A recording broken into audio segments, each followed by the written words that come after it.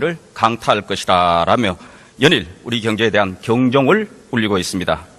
여기에 대해 일각에서는 아니면 말고식으로 4월 위기설, 외환 위기, 재림설 등과 같이 경쟁적으로 위기론을 설파하는 경우도 있습니다. 흔히들 경제는 심리라고 합니다. 경제에 대한 섣부른 낙관이나 과신도 문제지만 지나친 비관도 바람직하지 않습니다. 우리 경제 어려움을 헤쳐나가기 위해서는 무엇보다도 현 상황에 대한 정확한 진단과 처방이 필요합니다. 경제부총리께 여쭙겠습니다.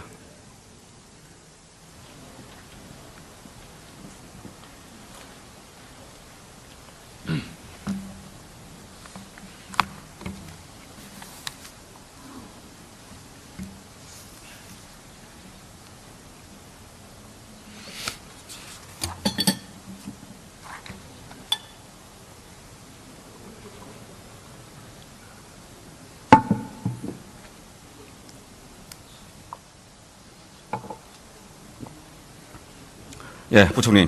예. 정말로 일각에서 이야기하는 것처럼 곧 IMF 사태와 같은 위기가 닥칠 것으로 보시는지, 국제기구 등 전문가들은 우리 경제를 어떻게 보고 있는지에 대해 객관적으로 좀 구체적으로 말씀해 주시죠.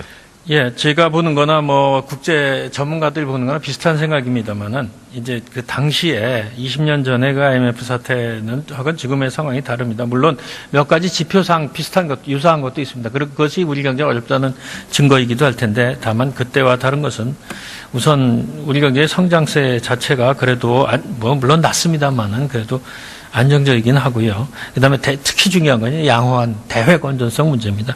그리고 이제 또 우리가 그 당시에도 있었으면 재정 여력이 지금도 상당히 있고 하기 때문에 그런 류의 그 급격한 위기는 오지 않을 것이다 하는 것이 전문가들의 의견이고, 저도 그렇게 생각을 하고 있습니다. 그 어려운 요인은요? 네. 어려운 요인, 위기 지금 등과 관련. 예, 지금 저희가 이제 뭐 예를 들면 그 기업의 산업생산 지수라든가 이런 것은 뭐 그 당시의 수준으로 떨어져 있고, 또 뭐 의원님도 잘 아시다시피 앞으로 이제 2017년의 그 경제 상황을 본다면 대외적인 불확실성이 아직도 뭐 거치지 않은 것이 많고, 그런 것들이 또 우리 국내에는 또 이제 소비 심리를 중심으로 해서, 낮은 소비 심리를 중심으로 해서 그 내수의 뭐 부진이랄까 이런 것들이 다, 그런 것들은 다 어려운 요인이고, 그것은 뭐 그 당시에도 있었지만 지금도 그렇다는 것입니다.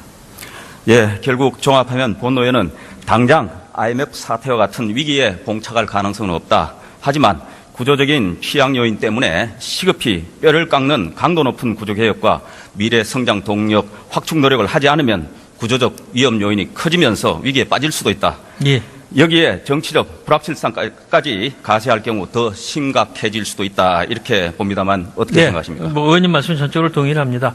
저희가 항상 걱정을 하는 것이 과연 우리가 지금 같은 더군다나 이제 저출산 고령화 문제까지 겹쳐 있고, 또 뭐 잘 아시다시피 주력 산업의 경쟁력이 그건 좀 전에도 말씀드렸습니다만 저하된 상태에서 이 구조가 그대로 간다 그러면은 뭐 일본식의 장기 불황 같은 것, 이런 것들이 다 우리 경제로 봐서는 굉장히 좋지 않은 것이라고 보고, 그것을 극복하기 위한 구조 개혁은 정말 반드시 되어야 한다고 생각을 합니다.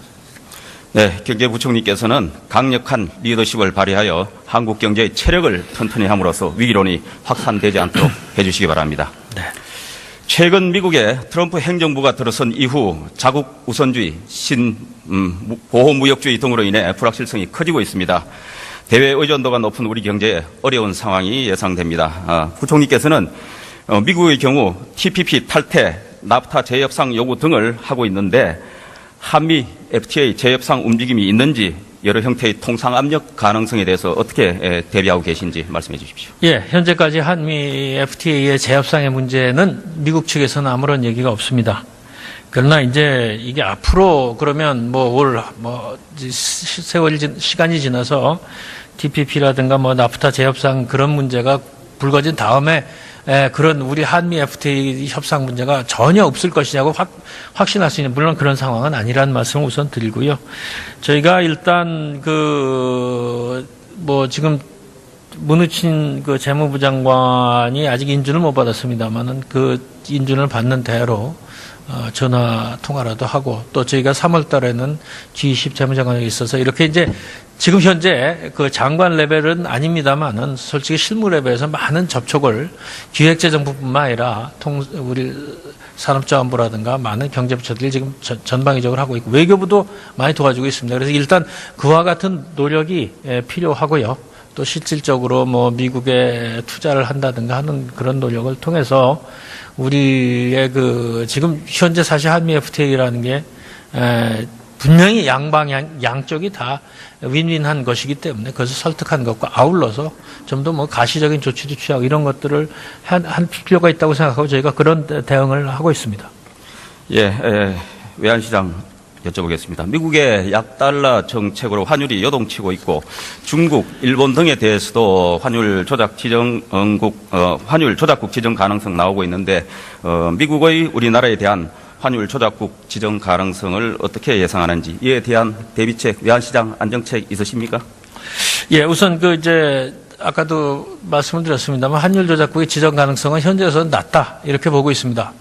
다만 이것이 뭐 다른 나라를 하다가 뭐 안 되면 뭐 한국을 한다든가 이런 뭐 문제 또는 그 기준을 바꿔버리면 어떻게 되냐 하는 문제 뭐 이런 것들은 남아 있습니다만은 일단 우리나라가 환율 조작국에 지정이 될 가능성은 낮은 것으로 보고 있는데 조금 전에 말씀을 드렸습니다만은 저희가 뭐 이렇게 투자를 한다든가 또 뭐 시일가스를 또 이렇게 수입을 해서 우리의 대미 경상수지 흑자폭을 줄인다든가 하는 그와 같은 방안으로 저희가 대책을 하면 그것이 실효성 있게 나타날 것이라고 보고요.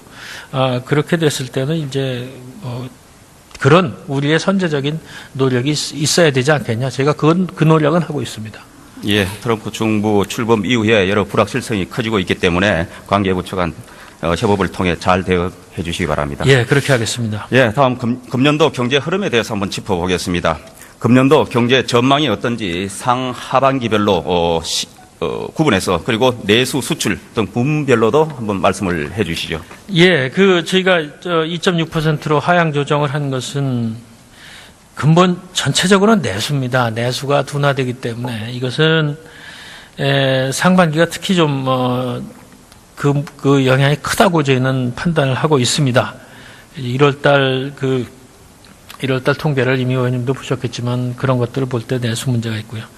다행인 것은 이제 수출은 그래도 좀 좋아질 것으로 예상을 합니다. 물론 1월 달에 그와 같은 대규모 수출은 증가는 기저 효과가 있기 때문에 그와 같은 증대를 기대하기 어렵겠습니다만은 전반적으로 세계 경기가 좀 반등을 하고 있고 또 유가가 다시 반등을 하는 그런 것들 때문에 수출 쪽에서는 뭐 크진 않더라도 우리 수출도 다시 증가하는 쪽이 있다고 봅니다. 그래서 이제 저희가 특히 신경을 써야 하는 것이 상반기에 내수가 부진하더라도 하반기에는 내수가 어느 정도 상황에 오르기 위해서는 가장 정부로서 동원할 수 있는 방안이 역시 재정정책이라고 보고 그래서 재정의 조기 집행을 아주 내실있게 하기 위해서 노력을 한다 이런 말씀이고요. 하반기에 가면은 그것이 조금 내수에 좀 도움이 되면 내수도 다시 올라오는 것이 있을 것이고 수출은 연간 이렇게 꾸준한 흐름을 가져오지 않겠는가. 그렇게 된다면은 하반기는 조금 더 낫지 않겠냐. 그래서 저희가 뭐 연간 만족한 건 아니지만 2.6% 성장 목표는 달성할 수 있겠다 이렇게 보고 있습니다. 예, 수출보다 내수가 힘들다 그러시는데 내수가 힘들면 서민들 민생경제 더 안 좋게 됩니다. 내수 경기 활성화를 위한 보관 있으십니까? 예, 우선 이제 조금 전에 말씀드렸습니다만 거시 정책 전반적으로 보면은 이미 발표한 바와 같이 재정을 좀 전에 말씀드린 대로 재정을 가장 저희가 동원할 수 있는 정책 수단이고요. 그렇게 하겠습니다.